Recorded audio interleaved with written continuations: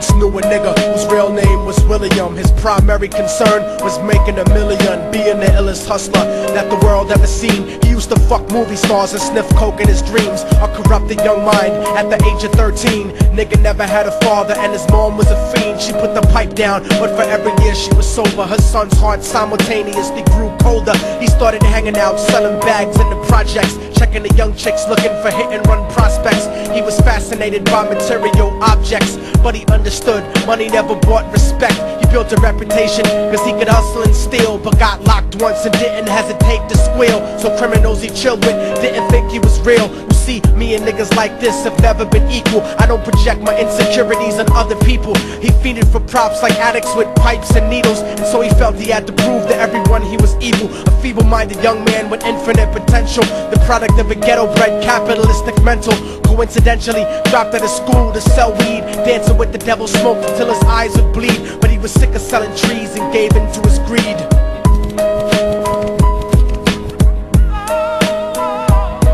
Everyone trying to be trife never faced the consequences. You probably only did a month for minor offenses. Ask a nigga doing life if he had another chance. But then again, there's always the wicked that knew in advance. Dance forever with the devil on a cold cell block. But that's what happens when you rape, murder, and sell rock. Devils used to be gods, angels that fell from the top. There's no diversity because we're burning in the melting pot.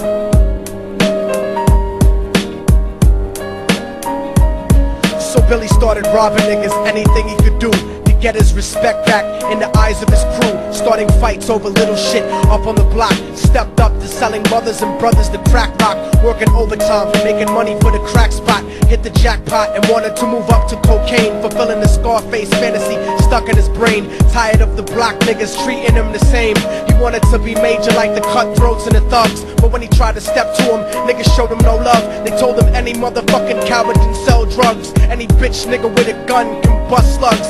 Any nigga with a red shirt can front like a blood.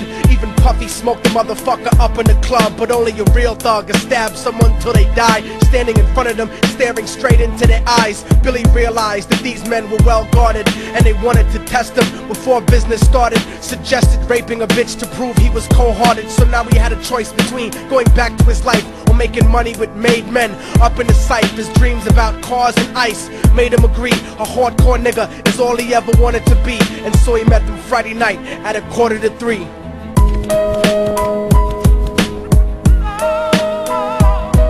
Everyone trying to be trife never faced the consequences. You probably only did a month for minor offenses. Ask a nigga doing life if he had another chance. But then again, there's always the wicked that knew in advance. Dance forever with the devil on a cold cell block. But that's what happens when you rape, murder, and sell rock. Devils used to be gods, angels that fell from the top. There's no diversity because we're burning in the melting pot.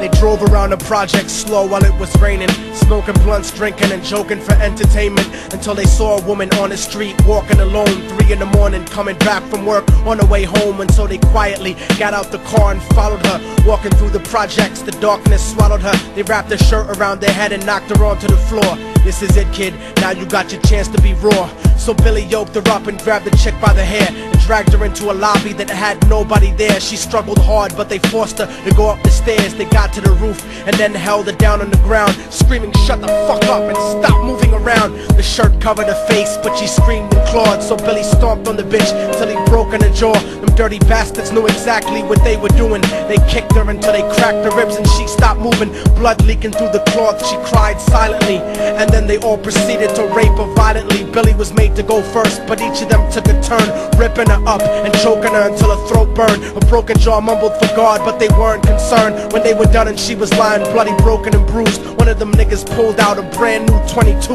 They told him that she was a witness for what she'd gone through, and if he killed her, he was guaranteed a spot in the crew. He thought about it for a minute, she was practically dead, and so he leaned over and put the gun right to her head. I'm falling and I can't turn back.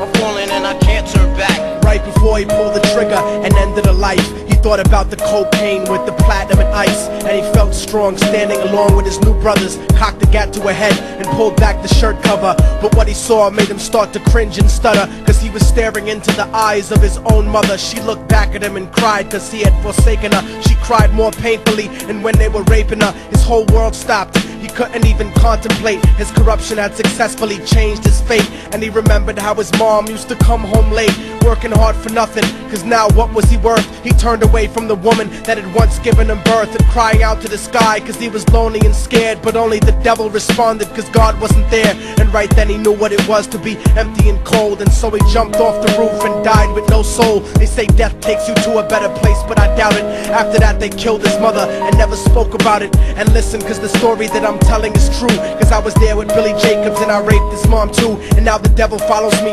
everywhere that I go. In fact, I'm sure he's standing among one of you at my shows, in every street cipher listening to Little Thug's flow. He could be standing right next to you and you wouldn't know. The devil grows inside the hearts of the selfish and wicked. White, brown, yellow and black color is not restricted. You have a self-destructive destiny when you're inflicted, and you'll be one of God's children that fell from the top. There's no diversity because we're burning in the melting pot. So when the devil wants to dance with you, you better say never, because a dance with the devil might last you forever.